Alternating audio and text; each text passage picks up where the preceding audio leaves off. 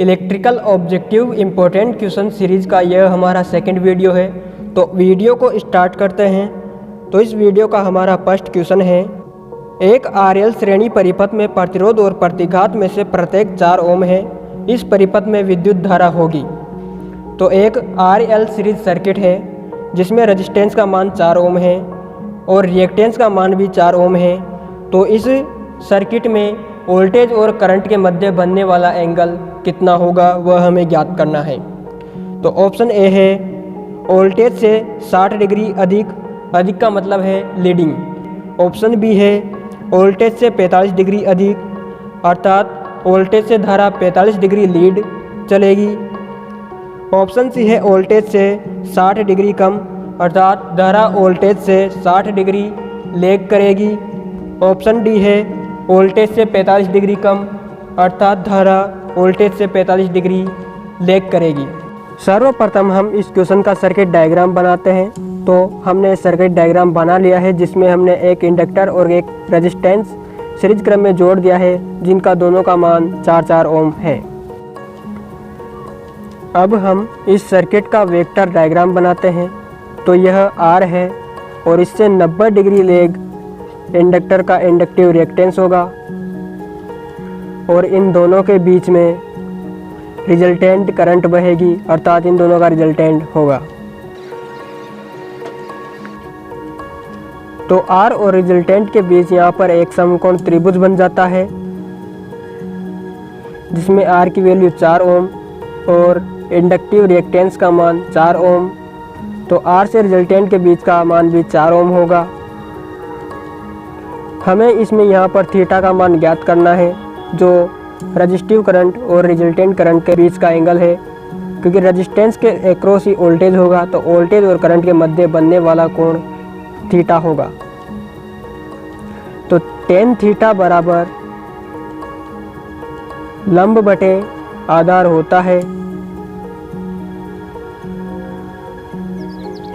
मान रखेंगे tan theta बराबर लंब का मान है 4 और आधार का मान है 4। तो tan थीटा बराबर 1। tan 45 का मान 1 होता है अतः थीटा का मान 45 आ जाएगा। इसका मतलब है कि इस सर्किट में करंट वोल्टेज से 45 डिग्री लैगिंग चले। तो इसका सही आंसर हो जाएगा ऑप्शन डी, धारा वोल्टेज से 45 डिग्री लैग चलेगी अर्थात पश्चगामी होगी। नेक्स्ट क्वेश्चन है, एक 1000 ओम वाट का एक प्रतिरोध कितनी विद्युत धारा को आसानी से प्रवाहित कर सकता है। तो 1000 ओम का और 1 वाट क्षमता का प्रतिरोध अपने अंदर से कितनी धारा को वहन कर सकता है यह हमें ज्ञात करना है। ऑप्शन ए है 1000 मिली एम्पियर, ऑप्शन बी है 500 मिली एम्पियर, ऑप्शन सी है 30 मिली एम्पियर और ऑप्शन डी है 150 मिली एम्पियर।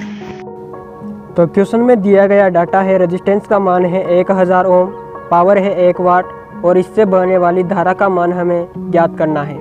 तो हम इसे P बराबर I² R फॉर्मूले से हल करेंगे।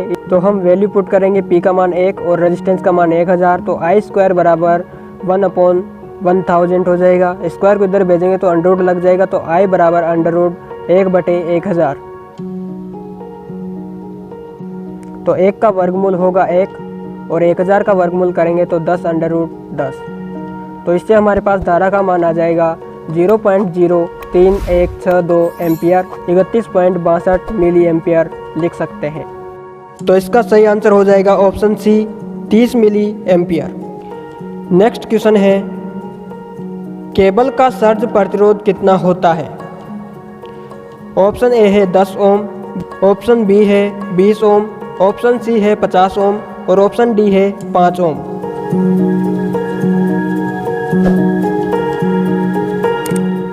तो इसका सही आंसर हो जाएगा ऑप्शन सी, 50 ओम। अंडरग्राउंड केबल का सर्ज प्रतिरोध 50 ओम होता है और ओवरहेड ट्रांसमिशन लाइन का सर्ज प्रतिरोध 400 ओम तक होता है। नेक्स्ट क्वेश्चन, कैथोलिक सुरक्षा एक धातु की सतह पर किसको नियंत्रित करने के लिए प्रयोग की जाने वाली तकनीक है। ऑप्शन ए है तापीय सती, ऑप्शन बी है यांत्रिक सती, ऑप्शन सी है विद्युत खतरे और ऑप्शन डी है जंग।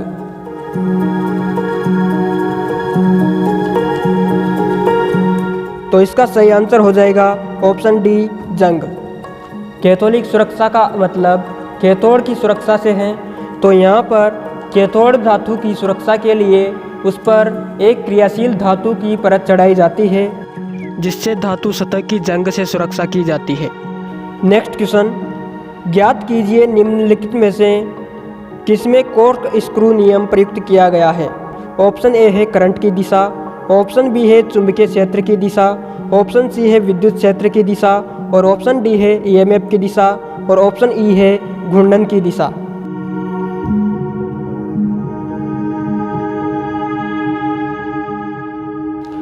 तो इसका सही आंसर होगा ऑप्शन बी, क्योंकि कॉर्क स्क्रू नियम द्वारा किसी धारावाही चालक के चारों ओर बनने वाले चुंबकीय क्षेत्र की दिशा ज्ञात की जाती है। तो चुंबकीय क्षेत्र की दिशा ज्ञात करने के लिए कॉर्क स्क्रू नियम का प्रयोग किया जाता है। नेक्स्ट क्वेश्चन है, जीआई पाइप अर्थिंग में चारकोल तथा नमक की मात्रा कितनी होती है। ऑप्शन ए है 5 किलोग्राम चारकोल और 8 किलोग्राम नमक, ऑप्शन बी है 10 किलोग्राम चारकोल और 8 किलोग्राम नमक, ऑप्शन सी है 10 किलोग्राम चारकोल और 10 किलोग्राम नमक, ऑप्शन डी है 5 किलोग्राम चारकोल और 5 किलोग्राम नमक।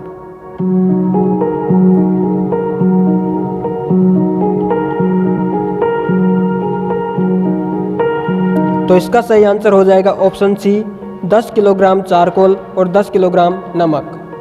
तो जीआई पाइप अर्थिंग में 10 किलोग्राम चारकोल और 10 किलोग्राम नमक की आवश्यकता होगी। नेक्स्ट क्वेश्चन है, इस चेतावनी प्रतीक चिन्ह का नाम बताइए। तो यह एक चेतावनी चिन्ह दिया गया है, जिसका नाम बताना है हमें कि यह किसका चिन्ह है। तो ऑप्शन ए है स्कूल, बी है संरक्षित, सी है अनगार्डेड, और डी है पैदल चलने वालों का मार्ग।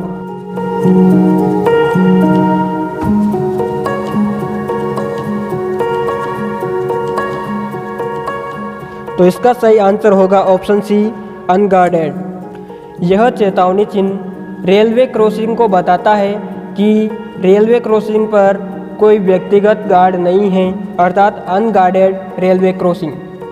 नेक्स्ट क्वेश्चन, एक ऐसा ट्रांसफॉर्मर जिसमें कोई हानि नहीं होती है उसे कहा जाता है। ऑप्शन ए बेरी transformer, option B power transformer, option C आदर्श ट्रांसफॉर्मर, ऑप्शन डी स्वचालित ट्रांसफॉर्मर।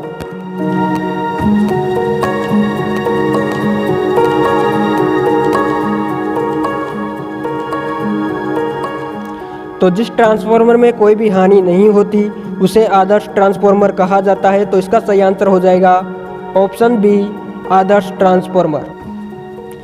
ऐसा ट्रांसफॉर्मर जिसमें कोई हानि नहीं होती उसे आदर्श ट्रांसफॉर्मर कहा जाता है। आदर्श ट्रांसफॉर्मर प्रैक्टिकली पॉसिबल नहीं है। यह एक काल्पनिक ट्रांसफॉर्मर होता है जिसमें दोनों वाइंडिंग प्राइमरी और सेकेंडरी में कोई भी कॉपर लॉस नहीं होता है। कोर में किसी भी प्रकार का आयरन लॉस नहीं होता है। इसमें कोई लीकेज फ्लक्स नहीं होता है। आदर्श ट्रांसफॉर्मर की आउटपुट पावर इनपुट पावर के बराबर होती है और आदर्श ट्रांसफॉर्मर की दक्षता लगभग 100% होती है। और आदर्श ट्रांसफॉर्मर का वोल्टेज रेगुलेशन 0% होता है, क्योंकि वोल्टेज रेगुलेशन के फॉर्मूले में no load minus full load voltage लिया जाता है। तो आदर्श ट्रांसफॉर्मर का नो लोड और फुल लोड वोल्टेज बराबर होने के कारण वोल्टेज रेगुलेशन 0 हो जाता है। नेक्स्ट क्वेश्चन, कौन सा मानक संकेत किलोवाट घंटे के लिए प्रयोग किया जाता है। तो चारों ऑप्शन में किलोवाट हावर के लिए अलग अलग प्रतीक चिन्ह दिए गए हैं। हमें इनमें से सही प्रतीक चिन्ह को छांटना है कि कौन सा किलोवाट हावर का मानक प्रतीक चिन्ह है। तो इसका सही आंसर होगा ऑप्शन सी, स्मॉल लेटर में के, कैपिटल लेटर में डब्ल्यू और स्मॉल लेटर में एच। मानक KWH का सिंबल होता है। नेक्स्ट क्वेश्चन है, निम्नलिखित में से पीजो इलेक्ट्रिक पदार्थ का उदाहरण है। तो इनमें से कौन सा पीजो इलेक्ट्रिक पदार्थ का उदाहरण है। ऑप्शन ए है लीड जिरकोनेट टाइटेनेट, ऑप्शन बी है बेरियम टाइटेनेट, ऑप्शन सी है लिथियम नियोबेट, और ऑप्शन डी है पोटेशियम नियोबेट, और ऑप्शन ई है ए सभी।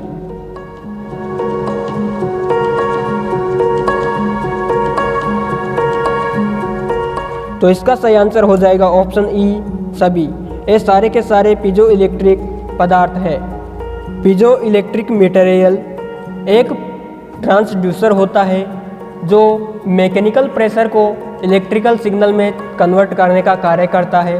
अर्थात जब इस पीजो इलेक्ट्रिक क्रिस्टल पर कोई भी प्रेशर अप्लाई किया जाता है तो उस प्रेशर को यह इलेक्ट्रोमोटिव फोर्स अर्थात ईएमएफ में कन्वर्ट कर देता है।